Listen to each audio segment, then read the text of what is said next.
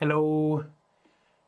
We are live for the Xander Gibb Show. We are in pre-production mode, and we will be starting very shortly. Surely we will be starting very shortly, as soon as the feeds are filled and we have the links. Just making sure everything is going through. Got a jam-packed show for you tonight. Oh, yes, it is. It's going through. Let's get some links and share them. Yes, we are going live for the Xander Gibb Show. Don't forget our drinking game. Whatever your tipple might be, every time I say the words, yes, sirree, you can go and take a sip of something or other. Everything's so slow tonight. And they can't even blame it on, God, COVID-19. I just blame Facebook in general and all social media.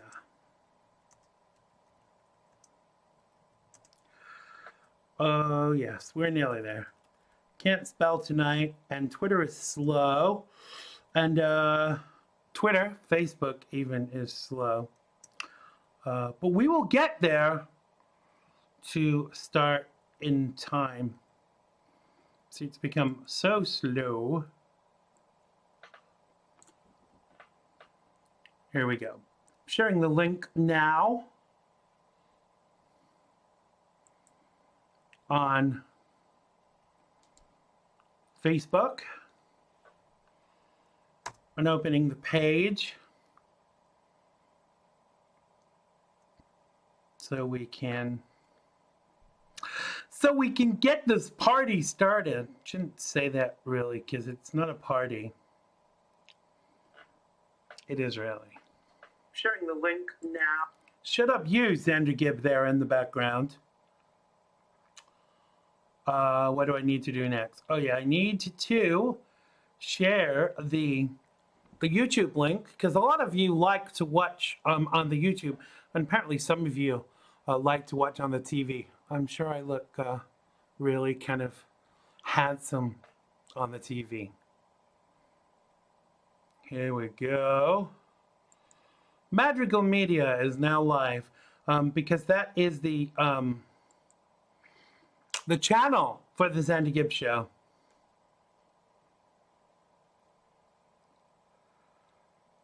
Oh, yes, sirree. I don't know if it's my computer that's slow, or the internet that's slow, or what it is, but everything is a little slow tonight. So I just need to copy this.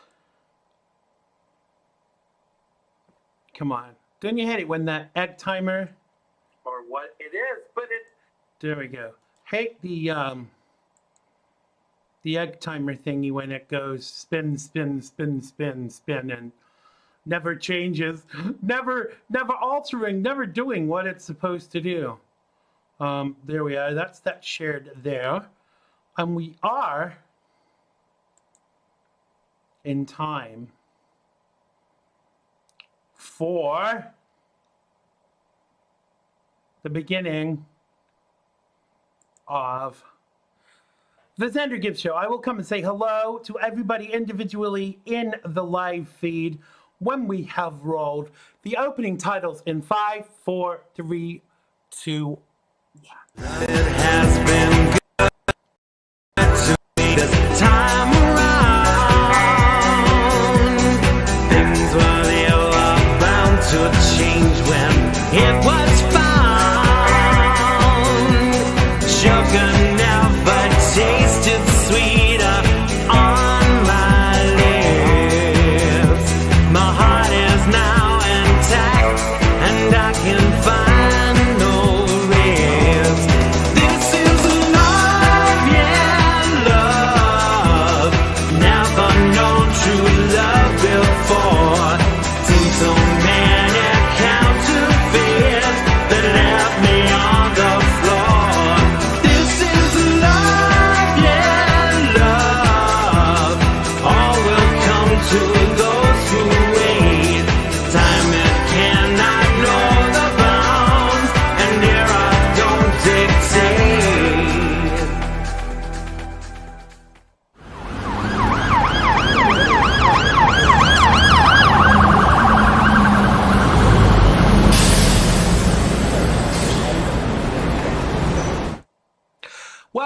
Welcome to another episode of the Xander Gibb Show, the talk show that really does get you talking on the Xandermonium Network, live from an undisclosed location.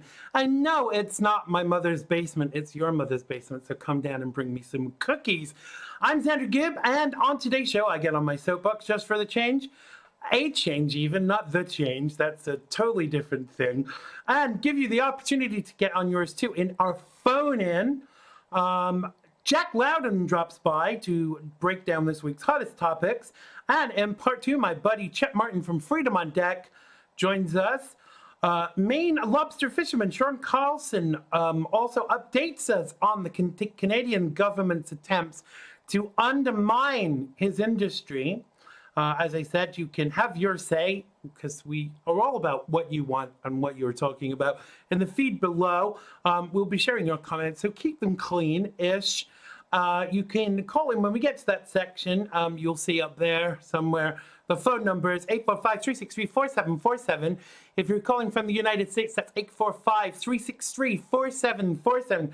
But if you are calling from the good old United Kingdom, 0208-133-5274 when we get to that point. 0208-133-5274 if you're in the UK.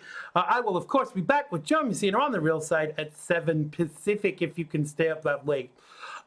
You can also follow me on social media and check me out at xandergibb.com. Let's have a quick look at the live feed before we jump in with my soapbox. Hello to everyone in the live feed.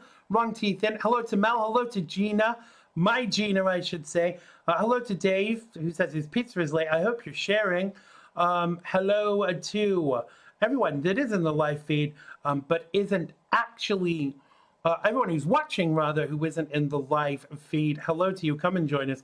We don't bite, but some of us might give you a nasty suck. Okay, in a week where a man was killed by a police officer with his knee on his neck, stopping him breathing and taunting him to get in the car, to Boris Johnson, condoning the actions of Dominic Cummings, a senior advisor, refusing to make him apologize for breaking the lockdown rules when he had set them. I really think the world has gone truly mad. Now, we're being liberalized, folks, and it's never ending. Apparently, I'm racist for condemning the cop who killed George Floyd, but not condoning the rioting and looting in Minnesota. We're going to talk about that a bit later with Chet. I'm not gay enough for the gay community because I'm a conservative, and I'm too gay for some conservatives, so go figure. But I'm me, and I'm staying me, and if you don't like it, it is tough. And the lunacy ensues. Now, with all of that said, my show next week goes to 5 days a week. You can get me 5 nights a week, 5 Pacific, 7 Central, 8 Eastern, and 1 o'clock in the UK. Do I relish this? It's going to certainly be a challenge, and, you know, you're probably saying, are you mad, Xander? Yeah, I am mad. But I'm actually mad angry at these liberals and what they're doing to my country. My reasoning, I want to do everything that I can to ensure that President Donald Trump gets reelected for another 4 years, because the alternative is as scary as hell. Now look at what the Democrats are prepared to do to gain power. Imagine what they would do if they got it. Now you out there have a part to play in all of this, over and above being just keyboard warriors. Support your conservative hosts who are on the front line, fighting for America, fighting for you, fighting for the United Kingdom. The president needs our support right now so he can continue to fight for you, because the alternative should scare you to death. I really have the wrong teeth in tonight. I'm breaking them in for a horse. Don't forget to check me out on TikTok if you want a bit of light relief. Funny stuff over there with my impersonations of Boris Johnson, Prime Minister of the bloody United Kingdom, who can't do anything about Dominic Cummings not doing his job properly. You can also follow me on YouTube. You can follow me at Madrigal Media, but you can also follow me at Xander Gibb for my music. That was my soapbox. If you want to get on your soapbox, you can come on the show. You can call in and tell us what's bothering you. I was going to say the P word then. You can go to xandergibb.com and tell us exactly what you think and what you want to share with us, and we will get you on. I'm going to come back to the live feed now, and then we're going to take a couple of calls. Let's see who else is in there. Let's see who's saying what and why. I'm wondering if Dave's Pizza arrived yet. So we're going to take some calls. If you're in the United States of America, you can call us on 845-363-4747. That's 845-363-4747. And if you're in the UK, you can call us on 0208-133-5274. That's 0208-133-5274. Tell us what you think about what's been going on in the United States this week, and also in the United Kingdom, because as I said, the world's gone mad, and we have to really do our best to decipher it and to, oh, sorry, I have a hair, but it's better than a rabbit. And how we're actually going to deal with this from a long-term perspective, because what a lot of people are doing is just really hiding their head in the sands. Hi to Chet, who is going to be my guest in part 2. I really think that the liberals have got their knives out for Donald Trump this week on everywhere from social media to, on the streets. And I've seen people saying today that, what happened in Minnesota was Donald Trump's fault. But, I thought it was an asshole cop who had no respect for anybody or anybody's life. But we will be talking about that later. Don't worry, Chet. It doesn't matter that you're late. We won't give you a tardy slip this time.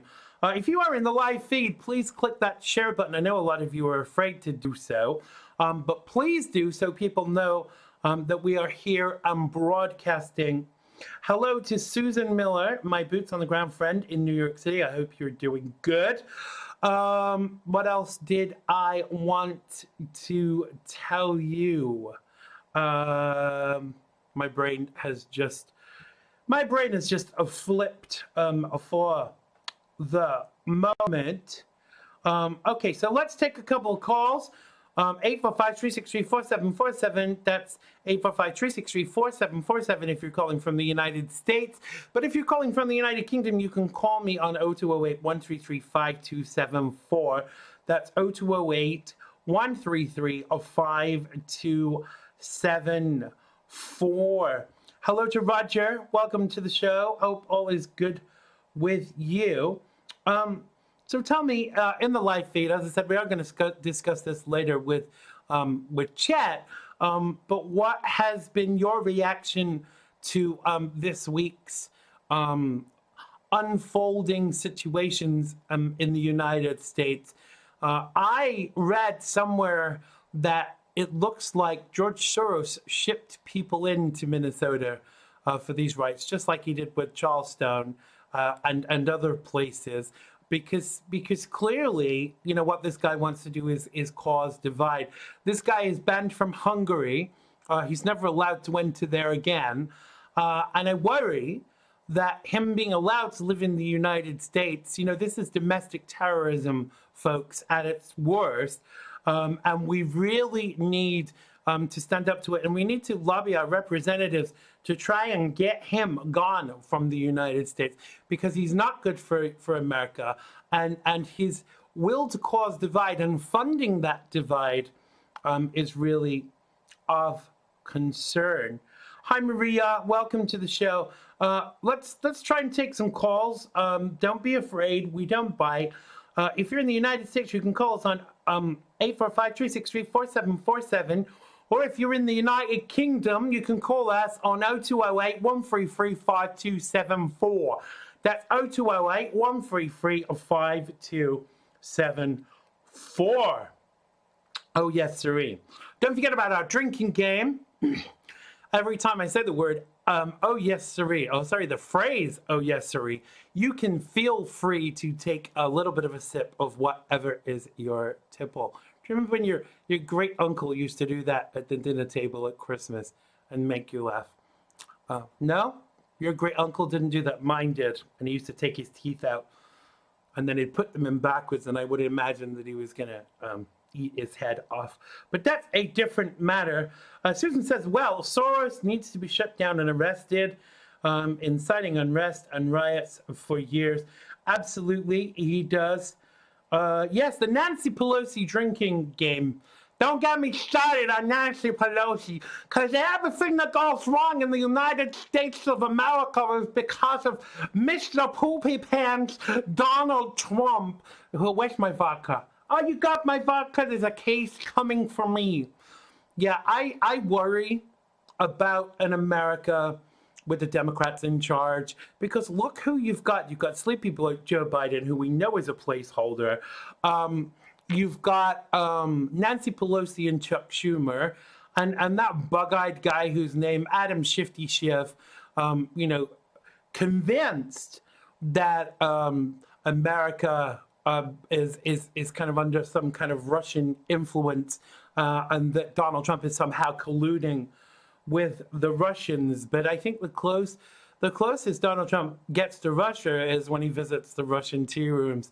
And it's laughable that they're still talking about this now, because, it's been refuted and proven to be untrue on so many levels. But what has been proven to be true is the fact that Barack Obama was spying on President Trump. Isn't it funny? Everyone poo-poos these things and saying, oh, it's just the Donald, being silly. But every time he's proven right, even on this whatever it's called, the malaria drug that people are taking in order to treat COVID-19, he was even proven right on that.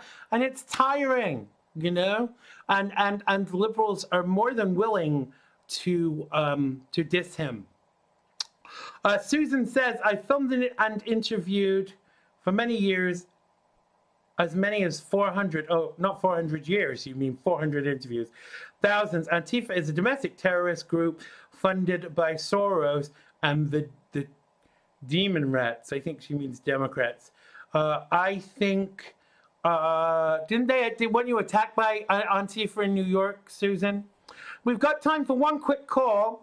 If anybody wants to call us, 845-363-4747. That's 845-363-4747 if you're calling from the United States. Or if you are calling from the United Kingdom, 0208-133-5274. That's 0208-133-5274. Dave says his Facebook just crashed. Did your pizza get here yet, though, brother? And what kind of pizza did you order, and are you sharing? I miss pizza so much. I just actually got a keto pizza recipe, and the bread dough is kind of, you make it with eggs and Philadelphia soft cheese. I don't know how it's going to turn out. That's the base, of course. But I really have to try that out. Roger says, no, she means Demorats. Yep, I would agree with that. Dave says, check out Parler. It's a Twitter-style platform. I haven't had a look at that. But they said the same about Gab, and they said that there was no censorship on Gab. But I've seen a lot of anti-Semitism on there. Now, we're going to talk about censorship later, actually, interestingly enough, with Chet. But I do think there needs to be some level of censorship, because if you're threatening to kill people and threatening to kill certain members of the community, surely that is something that the social media authorities should be looking at.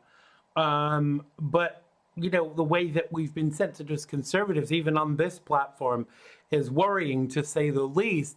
I had 40,000 followers on Twitter and lost my account. And I worked damn hard for that, for Jack to come and take it away. And all of this with his Chick-fil-A addiction.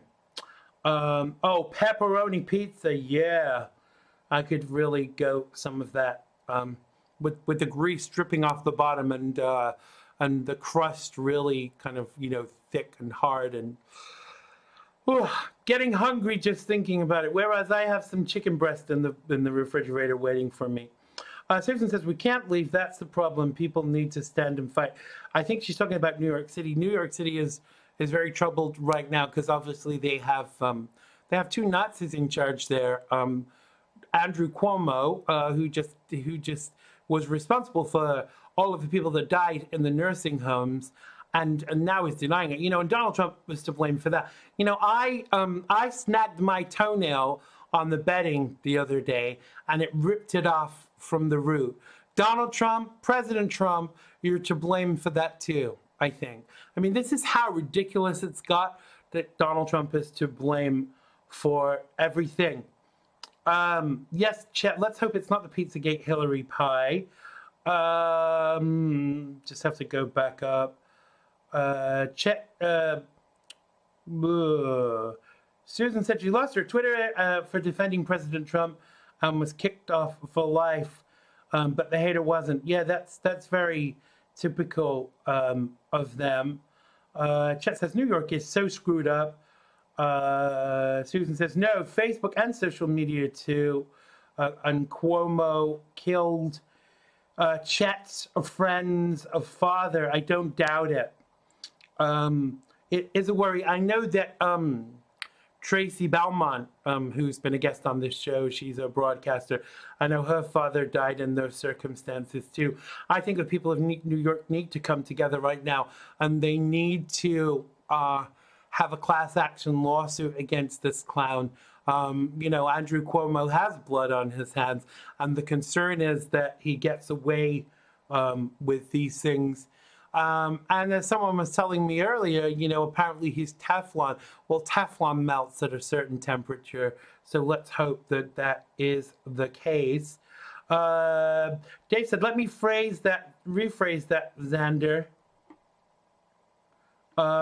They don't censor political speech. Well, that's good. I'm glad they don't do that. Hello to Swoop. Welcome to the live feed. I hope you're doing good, my brother, in this pandemic. I want to start the introduction for my first guest, because he's going to be calling in any second. He is the latest in a line of Loudons to grace my show. He's going down a storm on social media with his uncommon sense, political acumen, and succinct ability to say it exactly how it is. The apple doesn't fall far from the tree. I am, of course, referring to Jack Loudon, who's going to be joining us in the next few minutes from God's own land, the United States of America. Don't get me started. Does anybody know if the Star Spangled Banner is subject to copyright? Because I'd like to sing it to you all one night. Yes, Susan, people need to stop being keyboard warriors. It's a worry that people, I get really annoyed all the time that people can't even share. This should be my first guest, Jack Loudon, calling us from the United States of America. Welcome to the show, Jack. How is the world with you? Oh, it's very good. Hello, sir. It's good to talk to you. Thank you for having me. It's a pleasure to have you. Tell me what the weather's like here, because it's quite warm here today. So I'm imagining, I'm not sure which coast you're on, but I'm imagining it's pretty hot. Over here in Florida, it's warm. I can't say it's super hot yet, but it is nice and warm. Right. Just how I like. We have people heading back up north for the summer because the summer's kicking off. But right now it's just warm. It's going to get hot pretty soon here. Absolutely. So you've been doing quite a lot of. I caught you. Forgive me, I don't know the guy's real name, Snowflake, a few times recently doing lives on Instagram, and you've had quite a good response from that. Tell us a little bit about that. Tell us who Snowflake is, and is it okay to address him as such? Okay. Yeah, so Snowflake Tears is his Instagram account. It's a big Instagram account with a little over 100,000 followers. Wow. He's grown it over the years. It was a meme account, and now it's mainly, he says he's more on just to news now. So he's trying to be another source of news for right. A younger generation. He's a good friend of mine.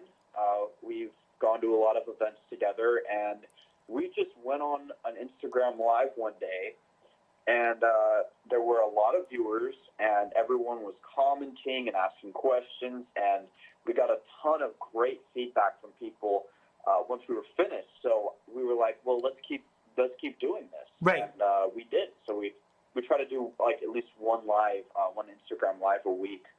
So it's very fun. Absolutely. So for those people that don't know, Jack is the son of Dr. Gina Loudon and Senator John Loudon. So I'm guessing you've been raised in this kind of political atmosphere. How much has that influenced your political leanings? A lot.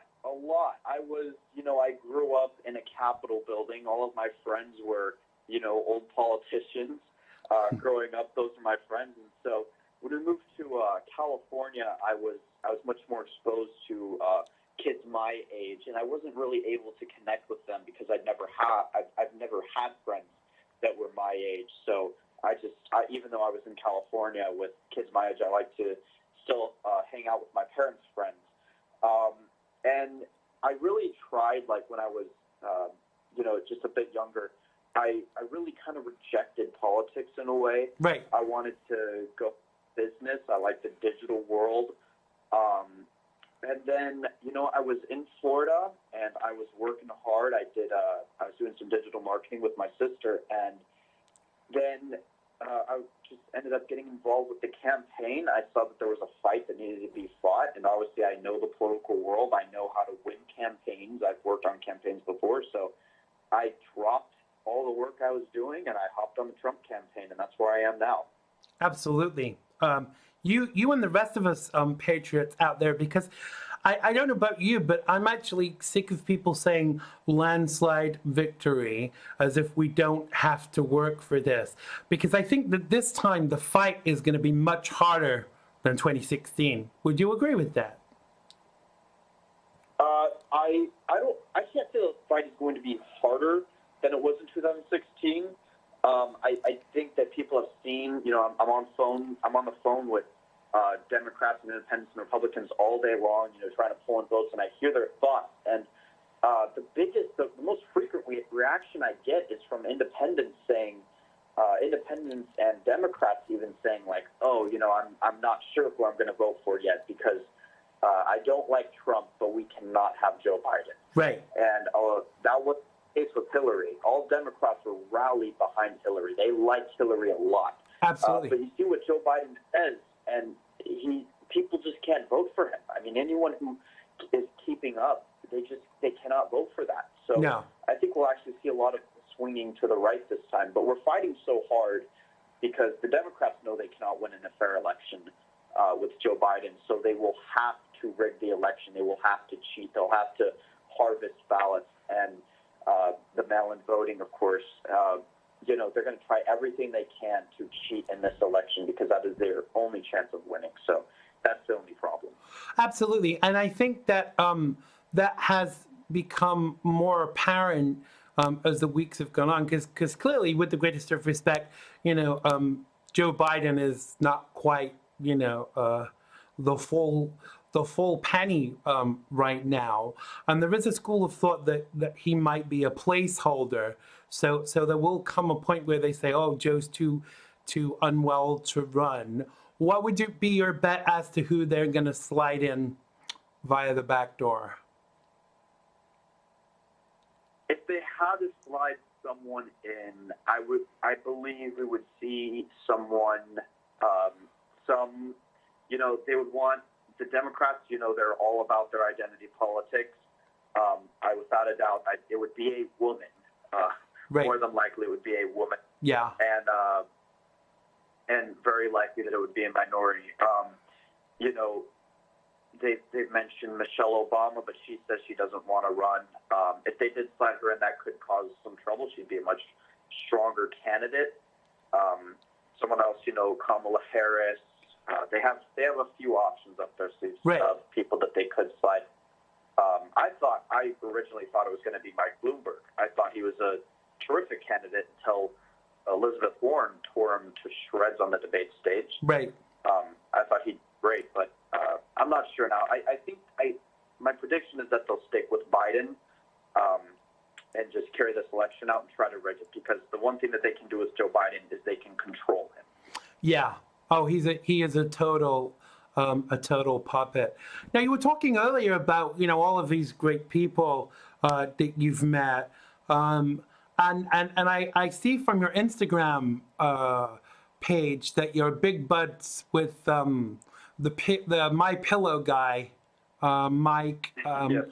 Lindell. Mike Lindell. Tell us how you met him, because he's a very interesting character.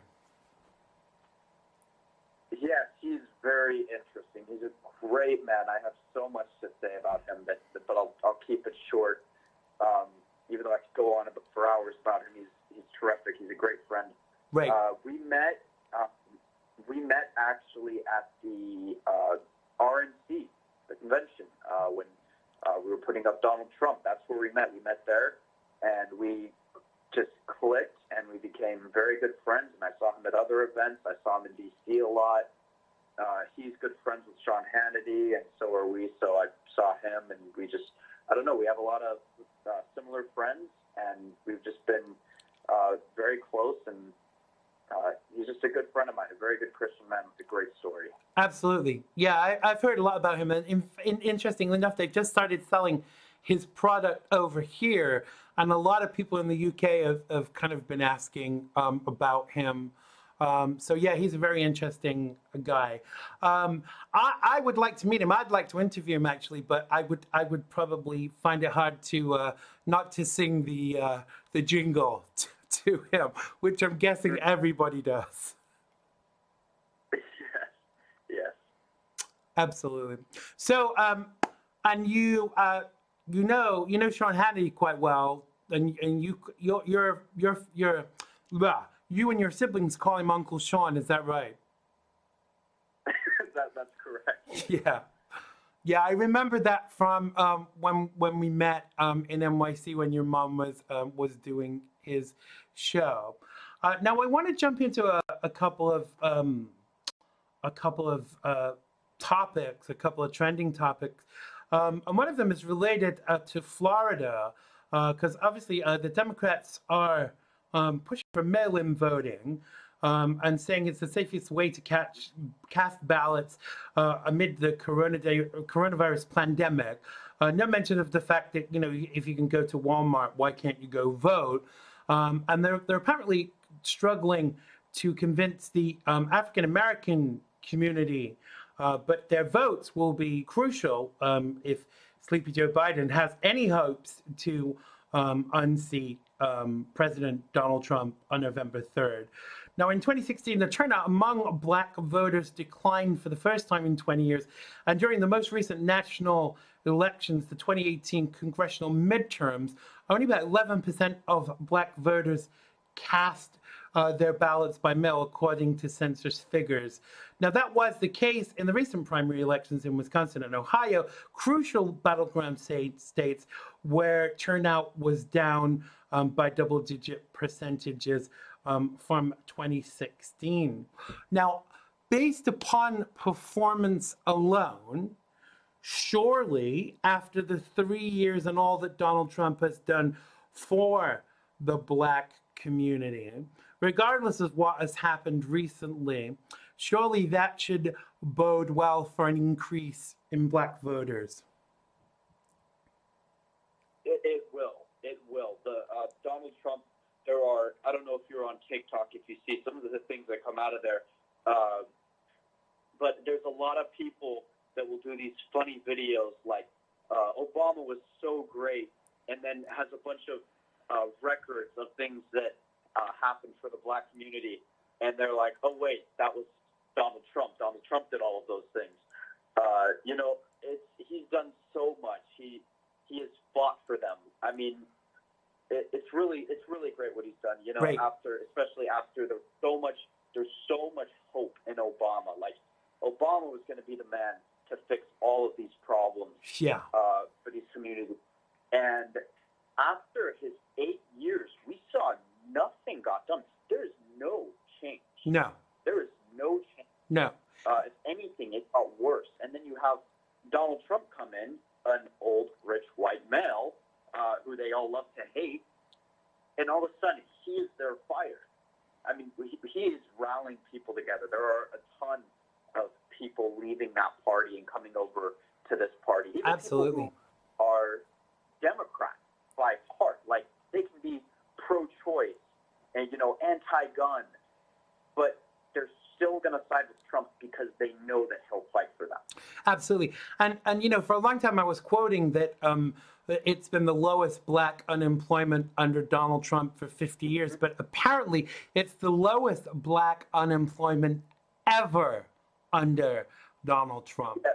Now, surely that has to speak for something, because obviously people bandy around these accusations that Donald Trump is racist, but I've not seen any examples, and when you ask liberals for examples, they never have them. But surely all of this combined, it has to increase the votes for Donald Trump within that sector. Absolutely. He's the lowest black unemployment ever. He doesn't target any race. He doesn't prefer one race over the other. He's not helping one group of people. He is helping everyone. He wants to see America succeed. He wants to see America do well. Yeah, that's the interesting thing about Donald Trump, because with the Democrats, they're only actually interested in increasing prospects and possibilities for Democrats. But President Trump seems to have this ideology to actually help every American, which is not something we've actually seen in a long time, even with Republican presidents. Mm-hmm. Yeah, I mean, you can't deny that obviously when Obama was elected, he had to try to do something for these different communities. So he, would obviously go in and, try to, pass certain bills to help out certain communities. But Donald Trump approached it differently. The way that Donald Trump has affected it is by helping everyone. And so when everyone is lifted up, that's when we can see significant change. He made moves with the economy, and that's why we're seeing the lowest black unemployment ever. Right. Because if you're going to have unemployment rates, you need to do it for everyone. Exactly. And that's what Donald Trump is doing. That's what we've seen. Exactly. So I'm sure you've unless you're living under a rock, you've heard about the ridiculous comments that Joe Biden has made recently, where he said, if you don't vote for me, then you ain't black. Do you think that commentary, I think it was racist. Do you think it was racist, and do you think it will harm his chances with black voters?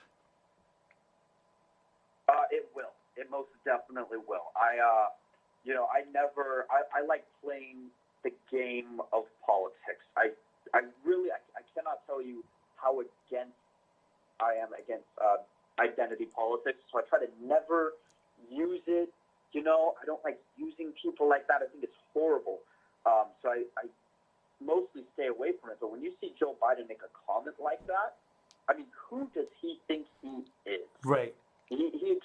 What he did is he exposed the racism in that party. Right. They've been using these communities to pull in votes.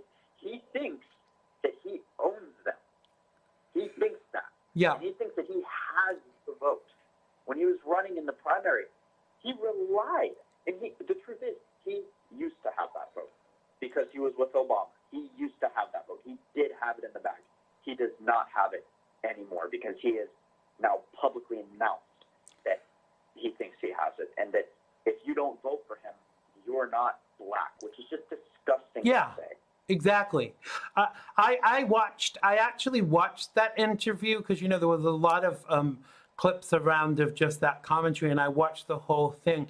And I felt like Joe Biden was dismissive of the guy, Charlemagne, the whatever.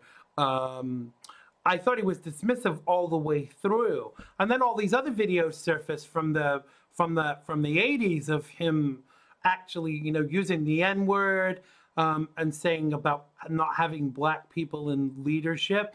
For me, these attitudes don't go away you might Yeah. kind of have them under the surface, but they don't go away, do they? If you're racist, you're racist, period.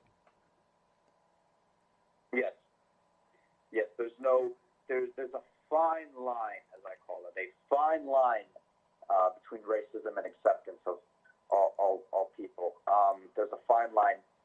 It doesn't, you can't be racist against one race, but fine with the others. It doesn't work like that. There's a very fine line, and some just publicly admit that they are, and some, just use it to their advantage. So and don't admit it, and it's upsetting to see it. I thought we moved past this, but apparently some people have not. It's very sad to see. It absolutely is. So tell us, what night do you usually do your? Because I read that you're doing a podcast, but I couldn't find any episodes of it. So was that actually referring to the show that you do with Mr. Snowflake? No, that is a separate show. I am starting a show with his name is Amjad and Amjad Yaku, Right. and we're going to be show together. But I have my own separate podcast. It's called The Next Generation. It's on Spotify. It's on Anchor, Breaker, Google Podcasts, regular podcasts, every platform you could think of it. I'm pretty sure it's across all platforms at this point. Brilliant. And when does that go out? The Next Generation was an old project. If I have any, new topics to discuss, I might add a few episodes to it because I still do have a lot of listeners going in and listening to them. But right now, my focus is on the new show that I'm working on with Amjad Yaku, and we'll be releasing the name of it soon. Brilliant. And we'll be bringing on a more frequent guest. Absolutely. Well, I hope you'll come back when that's finalized and tell us more about it, and bring on your friend, who I keep calling Mr. Snowflake. I'm terrible with names. I hope you'll both come on and tell us a bit more about that. Please give my best to your mom and dad and your family, and I hope you'll come and join us again soon. Yes, I absolutely will. I thank you for having me on. I will come on anytime. Brilliant. Thank you so much, Jack. Have a great weekend, Yes, and keep up the good work. You as well. Thank you for what you do. Thanks a lot. All right. Bye-bye. That was Jack Loudon. Make sure you go and check him out on Instagram. I don't know what nights he does the live feed. I think it's kind of quite intermittent, but he does an Instagram live, and it's very interesting stuff. I've watched it a few times myself. Go and check it out. Go and follow him. His links are also on the Xander Gibb Facebook show page for this week. Now, my next guest is no stranger to our little show, regular contributor. My next guest is Chet Martin, who is the lead anchor from Freedom on Deck, and he will be joining us any minute now for our next segment. Hi to John, welcome. Hi to Anne, sorry. I hope all is good with you. This should be Chet calling us right now. Hello, Pizza World. Can I take your order? Yeah, large, extra olives, and you ain't black if you eat pepperoni. Yeah, exactly. Yeah, I actually got a text message from Joe Biden. He said, if you don't vote for me, Xander, you ain't gay. So there you go. Yeah, that's what I heard. I saw that on your news feed too. Yeah. Me and my wife won't be voting for Joe Biden. We will be voting for Donald Trump. I'm with you. Exactly. Exactly. So how is the world with you? I hear New York went crazy today, and yeah. with regards to the first topic that we are going to discuss, but has the world gone mad right now? Because it kind of feels like that. Yeah, it feels like that, and like I said in your feed, I got in touch with one of my good friends. He's actually friends with me and Brian from Freedom on Deck. I knew his father had passed. I knew his father had Parkinson's, but I didn't realize that he was put into a facility that was littered with COVID-19, and within 15 hours he couldn't walk or talk, and he died alone without his family. And then as my friend's trying to get in touch with our illustrious governor or somebody representing New York, his family gets hung up on when they call. That's just wonderful. Did you say These are the things that are happening, Yeah. and nobody is talking about it, and it's really, really starting to tick me off. Absolutely. When is this guy? When is Andrew Cuomo and Bill de Blasio? When are they going to be removed from office? Because not only are people dying because of them, the level of financial impropriety, $850 million that de Blasio's wife just lost, and nobody's interested in that. Nobody's talking about that. And currently, the lockdown situation in NYC, people are being held to ransom, and it's not good enough. And they put his wife back into some other job title, which is like race examination for COVID-19. Yeah. After she can't come up with, she lost $850 million, and they act like it's, like losing a piece of bubble gum. Yeah. It's no big deal. This Exactly. is New York. We lose money all the time. Absolutely, absolutely disgusting. New Yorkers deserve better, and I often hear people say, "Well, they voted for it." Well, they didn't vote for this, and I'm sure that because Democrats are affected by this too, it's going to swing more votes towards Donald Trump. Now, I want to jump into the first topic because we're always so time bound. Now, the family of a black man in Minnesota, George Floyd, called for, quite rightly, for the 4 cops to be charged with murder after they were fired over the video of a white officer kneeling on his neck during his arrest. And clearly the firing is not enough. Now, the family's lawyer has called for the white cop, Derek Chauvin, to be charged with murder. And apparently today he was charged with 3rd-degree murder and manslaughter. Now, I'm not sure how that works. Now, the other 3 officers involved were not charged as accomplices.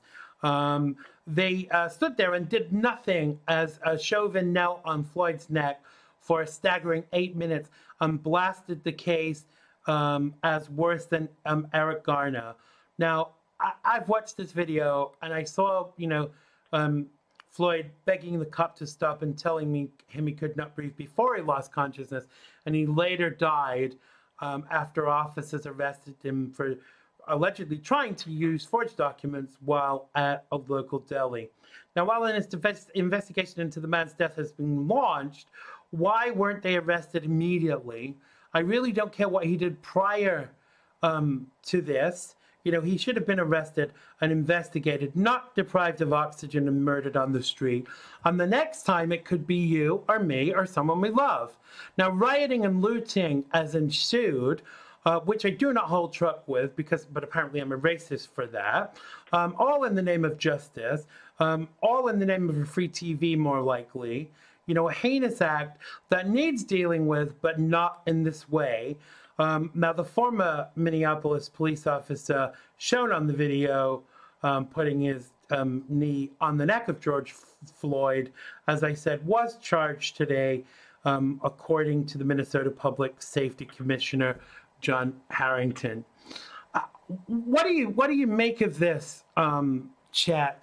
Because from the inception, I'm concerned that no lessons were learned from Eric Garner and how he died and how he was treated, regardless of what this guy had done. Well, but bingo right there with Eric Garner. It's the first name I saw, unfortunately, and it really, watching the video, it sounded like Eric Garner, right? You were thinking back to that time. Yeah. You heard him say, "I can't breathe," when they had used an illegal chokehold on Eric Garner. This is quite different, where the officer, and I use that term loosely because one thing I want to say, not all police officers are like that. No, okay? for sure. This is a pathetic punk, and from what I see, his record is not great. Now, he put the knee in the back. He says, I can't breathe. Meanwhile, he's already in handcuffs, Xander. There's no reason for this guy to be sitting there holding him down in this way.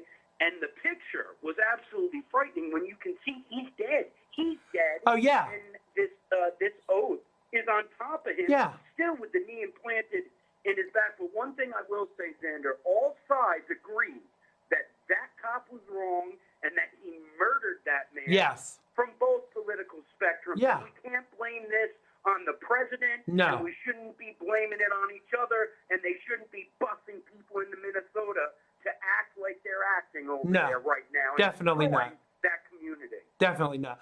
What is, a couple of things I want to point out, because I watched the video a few times. I found it very distressing, actually.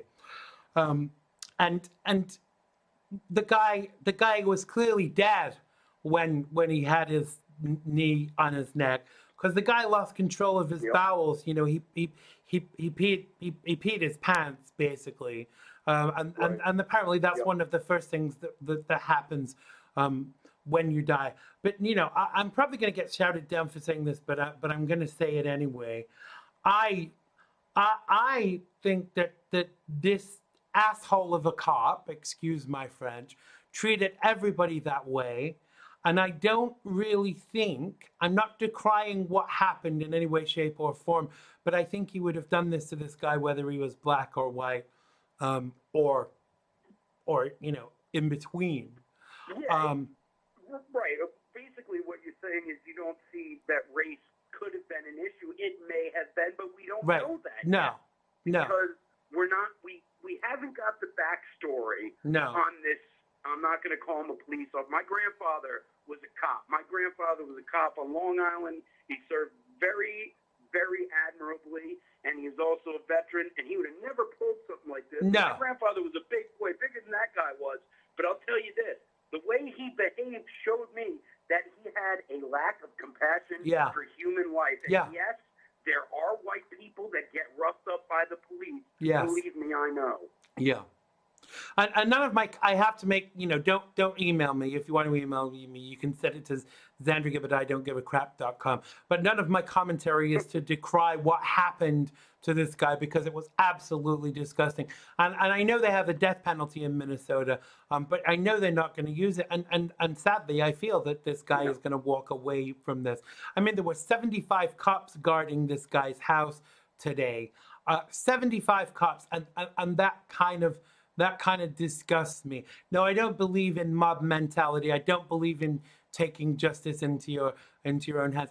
But here's the thing. It came out today that he had a history with that guy, that they'd worked as security in the same venue. At a club, right? Yeah, wouldn't you think that if you had a history with someone, I mean, I'm not a cop, I know I look like I should be a cop, but I would, if I had a history with someone, I would back away and say, you need to deal with this because I have a history with this person, because then no one can ever point the finger. Right.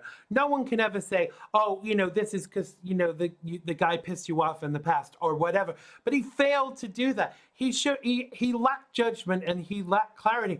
And I hope they throw the book at him. And you know what? Not because the guy he killed was black, because he took a life. The person's color is incidental as far as I'm concerned.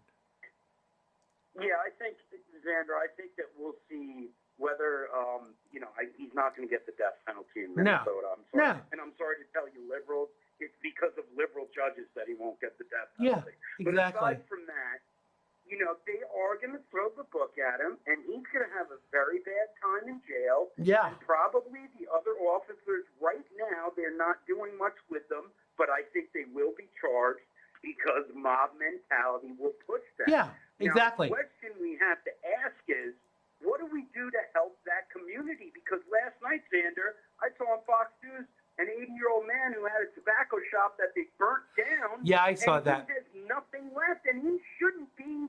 He shouldn't be punished. No. He's in the community. Yeah, exactly. Now, answer me this though, Chet. I decry what happened to that guy, but I cannot condone what people have done in response to this in the name of this guy. No. Why does that make me a racist?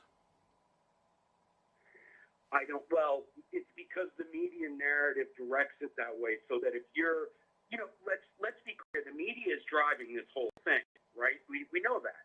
So when they put the cameras on and they show these folks, or they show Antifa or Black Lives Matter, they show you the good stuff, but they try not to show you the bad. Right. And once you point out that there are some bad things going on, there's some people there that are not from Minnesota. Actually, quite a big amount of people that have been busted in there, from what I hear, Yeah. that are from outside Minnesota, causing havoc in a community that does not need that. What we need to do is pay attention to the pillars of the community and hear what they have to say. The problem is the media blocks anybody from seeing that side of the story because it doesn't follow their political narrative. Absolutely. It is a total worry. And I think that, people who I know would not want this kind of like in their name, or even associated with them, because it sets the whole thing back, 50 years. I want to move on to another topic because we're always time bound. But so Twitter slapped another warning label on Donald Trump today after slapping one on Tuesday, cautioning readers that despite the president's claims, fact checkers say there is no evidence that mail-in voting would increase the fraud risk, and that experts say mail-in ballots are very rarely linked to fraud. Now, the tweet today that they redacted part of it supposedly said something about when the looting starts, the shooting starts. And they took that as a threat. Now, I don't know about you, and I'm not being defensive of Donald Trump, but I took that to mean that the people looting would be shooting, not that he wanted the looters to be shot. So within minutes, within minutes, President Trump accused Twitter of interfering in the 2020 presidential election quite rightly, based on fact-checking by fake news CNN and the Amazon Washington Post. The president added that the platform is completely stifling free speech and vowed, I, as president, will not let that happen. Now, Twitter's new warning label was issued even though a Twitter spokesperson acknowledged to the Fox team that Trump's tweet had not broken any of the platform rules, even though several experts had called mailing balloting an invitation to widespread fraud. Now, I wonder if the first attack was anything to do with the fact that whiny Mika Brzezinski was asking them to throw President Trump off Twitter. So an executive order has been signed, and basically there was this kind of like, ongoing war now between Jack and the president. But the thing that I really find sad is, and I don't mean this disrespectfully to President Trump, it took for someone to do it to him for him to realize how bad it has been for us conservatives that have been censored all this time. Yeah, I think you're right about that. And I was a little, we've been frustrated in talking about this on yours and my show for, 2 years now, maybe longer. And it did come and it affected the president. I think the president has seen it affect people he knows. He's seen it affect Michael Savage. He's seen it affect Diamond and Silk. Yep. He's seen it affect others that he has support for. But when it came to him, I think it hit him a little harder between the eyes. But I do think that President Trump is crazy like a fox. Yeah. And I think in a way he wanted it to come to him. So there may have been some directions that President Trump, or some what you would call a trap laid out for Twitter, where he's able to get involved now. Now we're going to see where this goes. Is it going to go to the Supreme Court? Are we going to have rulings passed down by the government? Are we going to see new regulations on Twitter and Facebook and Google? Yeah. We should have, and they should pay their fair share of taxes. Yes, they should. Absolutely. Yeah. And that's what ticks me off, Xander. They control the political narrative. They always squelch the other side of the spectrum, and they don't get punished for it. Yeah. Actually, they pay so far little in tax compared to what me and you pay in comparison to what we earn, to what they earn, to what they pay.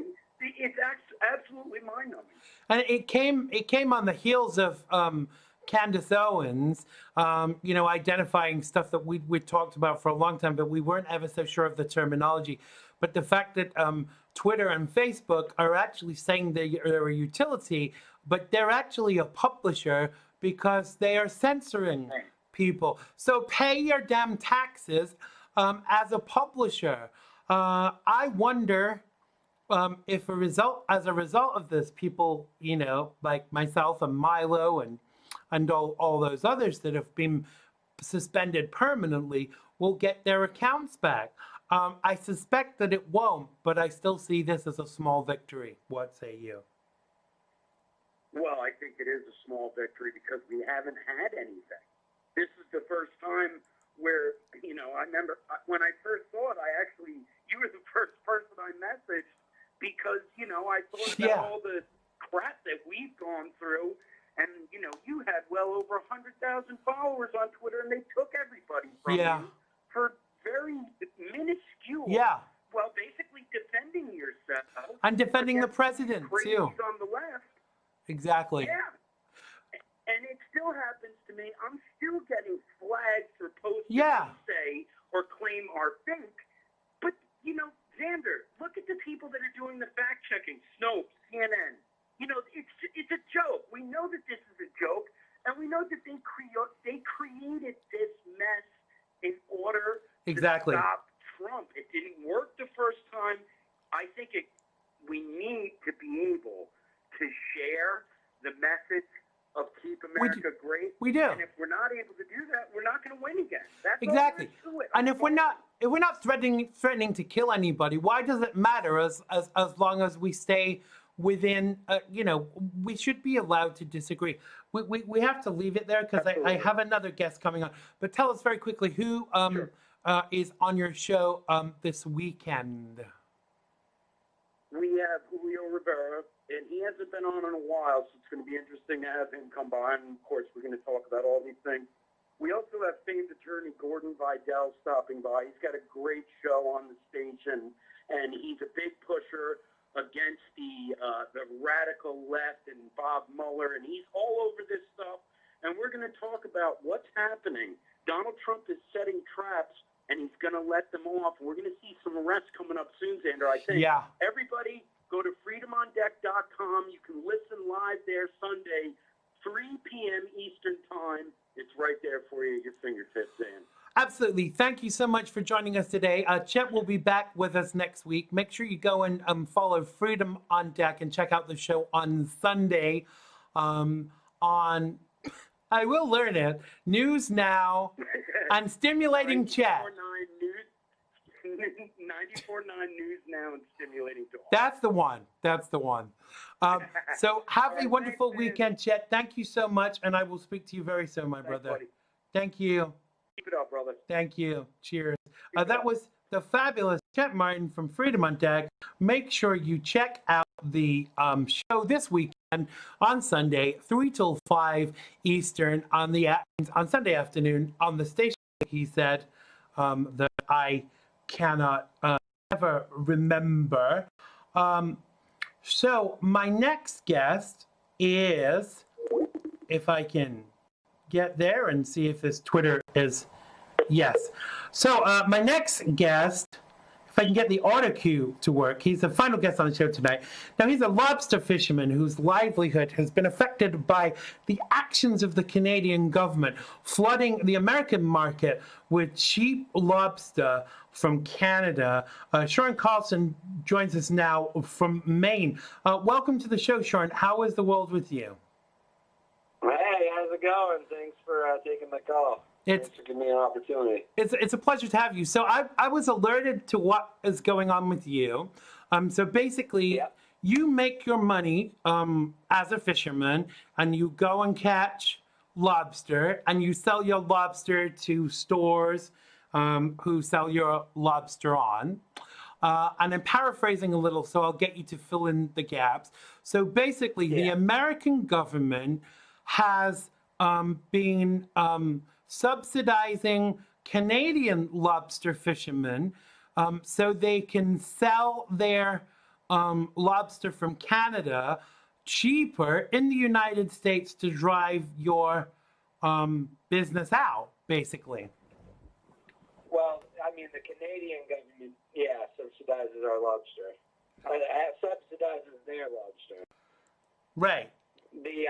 So the Canadians, what happens is, this is why, like, soybean and everybody in America competes with us to get, to undercut our domestic product because that's the only way they can get their product in. Right. But, like, right now, our lobster price has crashed because no one will buy products off the main fishermen because in Canada, they're undercutting us by dollars. I mean, for example, for me to sell lobster, it costs about $3.50 a pound before I'm even making profit. Right. So right now, I should be expecting in a normal year about $5. Right. Well, the Canadians just last week flooded our market with $1.85 lobster. Wow.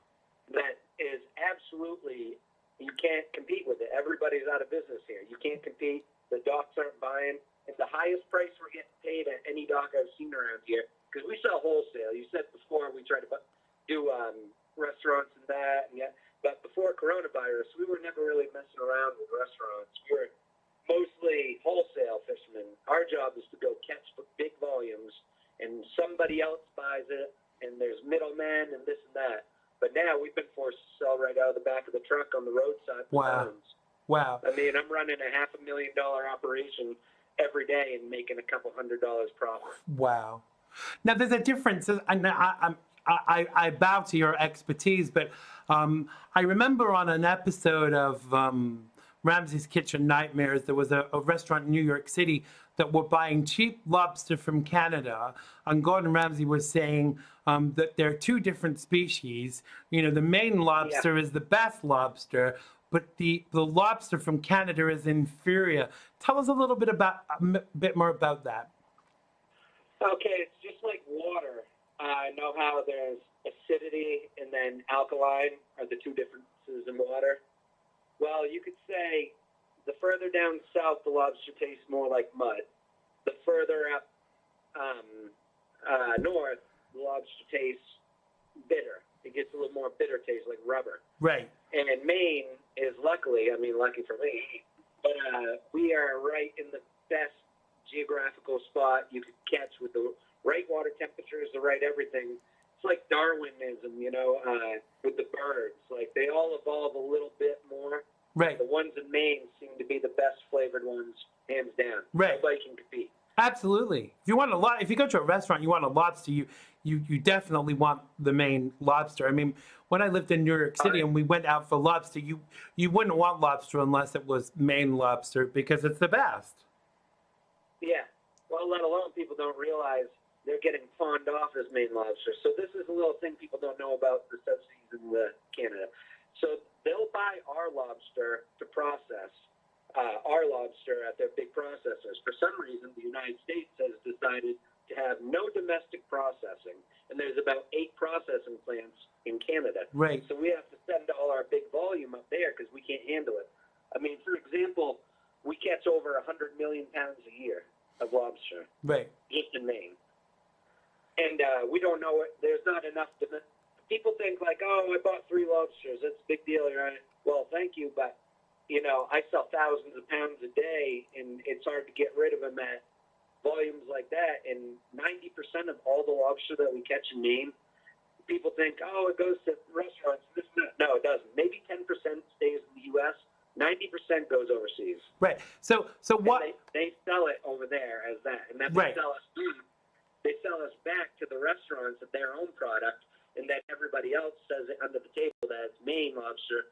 But they're selling for $1.85, and their fishermen are getting paid, say, $4 really through Right. taxpayer subsidies So- and competing. So what is the aim, do you think, of the Canadian government in doing this? Is it to drive the American lobster fishermen out of business? And do you think that the government should be doing something about that? No, it isn't. It's just like Donald Trump says. He's not breaking rules. The rules are already there. They're doing this because it's legal. You Right. know what I mean? It's Right. not like they're breaking laws. They're No. just breaking the honor code, which you'd say. So do you think But they're doing it? They're doing it because they can. So and do you we think? let them. So And do then you they think have, the law needs to be changed? I don't know. It's a yin and a yang with these people. What we need to do is the United States should be processing our own lobster and sending it to Asia. I'll give you an example. We don't send anything over to Asia from the United States, maybe 1%. Really, all this lobster that we catch in America, U.S., Canada, all that, goes through mainly one guy who is in control of everything. Right. It's like a big mob boss over there in Canada. This Canadian guy runs everything, and little do people know, he owns everything over there in China, and China just bit the hand that feeds. Yeah. And this guy's out millions of dollars. He doesn't even know where his connections are. I mean, Right. we're all screwed. So what? Everybody's So screwed. what That's is why the? they're dumping them so cheap. So what is the purpose then of Canada doing this? Is it just to get rid of what they've got? What is the reason for Canada doing it? Because it's clearly affecting you and other people that do this Yeah. for a living. It's because they put their product, they take a stand up for their product and actually do what they can to keep their product great. And in America, we would rather bow down to people like PETA and let our product go to waste Right. just to make these left-wing mobs happy. That's the difference. In Canada, they're not, for some reason, the people around there just aren't stupid. People Absolutely. around here, we're controlled by the people in California right now. Absolutely. For the record, Sean, you're a Trump supporter, right? Oh, yeah. What kind of job do you I think mean, 90%, the president is 90% doing? of Mainers are, but 80% Really? of them don't vote. Right. 80% of Oh, yeah. people in Maine don't vote? Wow.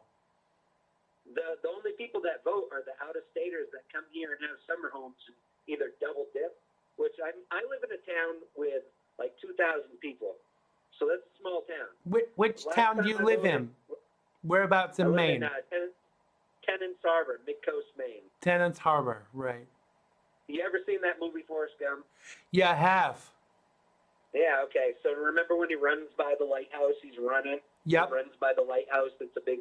That lighthouse is in my town. Wow, It's called the Forrest Gump interesting. Lighthouse. Marshall Interesting. Point. That's a good way to find it out. Absolutely. So is there anything that like my listeners can do to help you? Can they lobby anybody? Can they highlight it?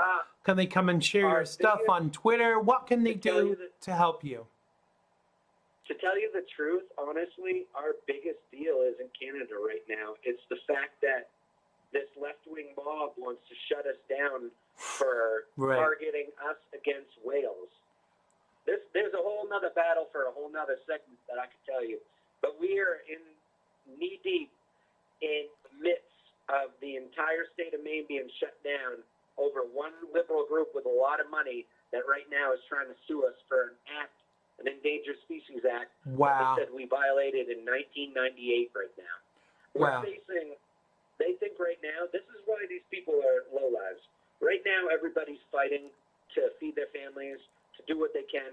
Most people here in Maine that are in the fishing industry, we're all hundreds of thousands of dollars in debt, even though we make hundreds of thousands of dollars a year. Wow. You understand how business runs. Yeah, You for gotta sure. spend money to make money. Yeah, speculate to accumulate. If they shut us down tomorrow, the state of Maine would look like the Nevada desert. Wow. It would be so run down you wouldn't even know. I mean, it literally, lobstering is the key to everything that is bought in Maine. Our entire economy thrives because lobstermen make money and they spend it. And that money goes to the next guy, to the next guy, to the next guy. It's Right. just like trickle down economics 101.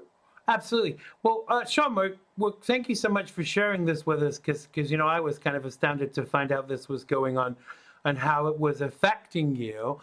Tell people where they can find you on social media and give you some support. Well, obviously, I got rid of Facebook a long time ago because I just hate that. It's just crazy.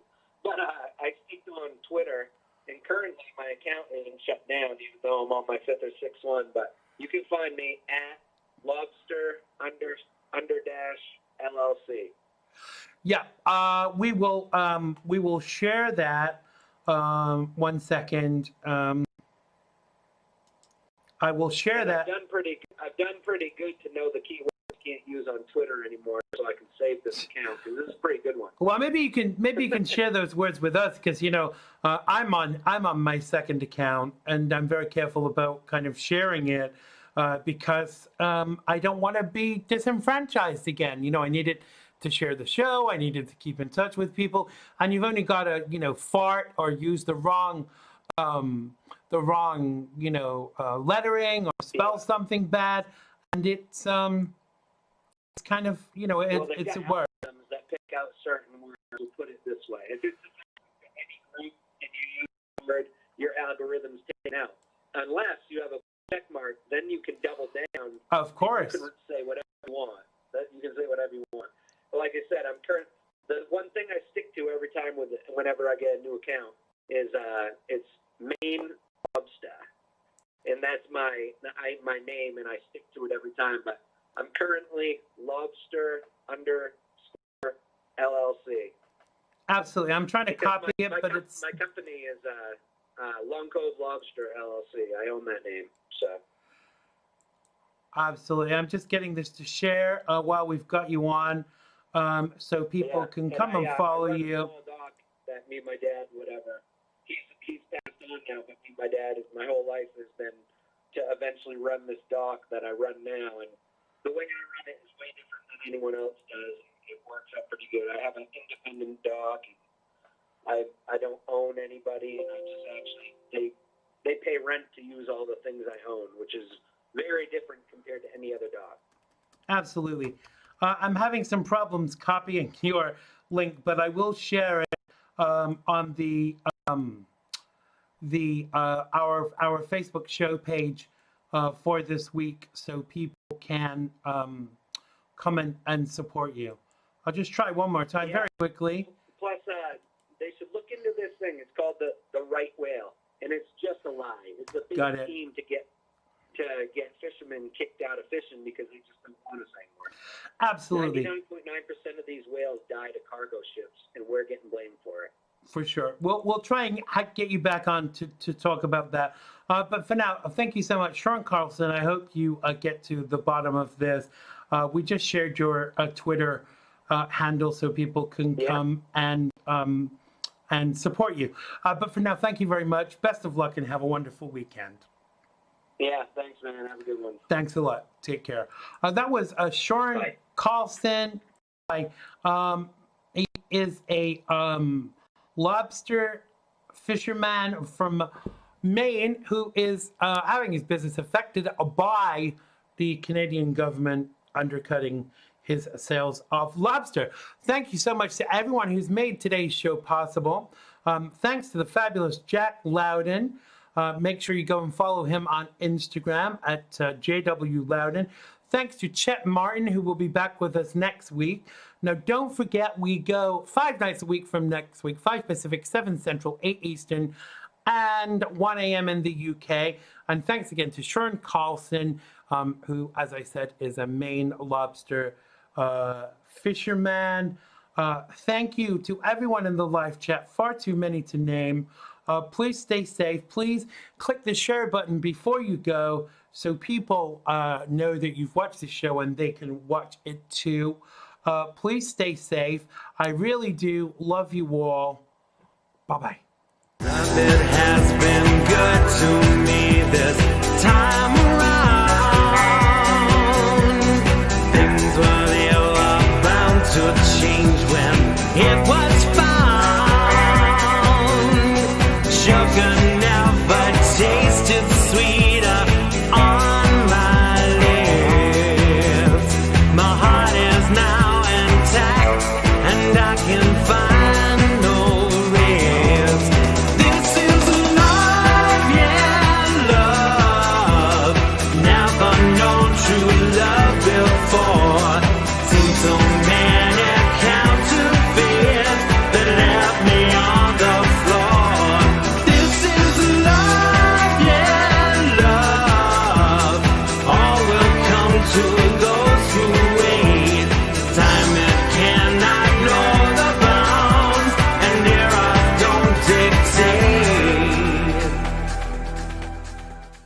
Click the bell button and subscribe to keep up with the Xander Gibb Show. Oh, yeah.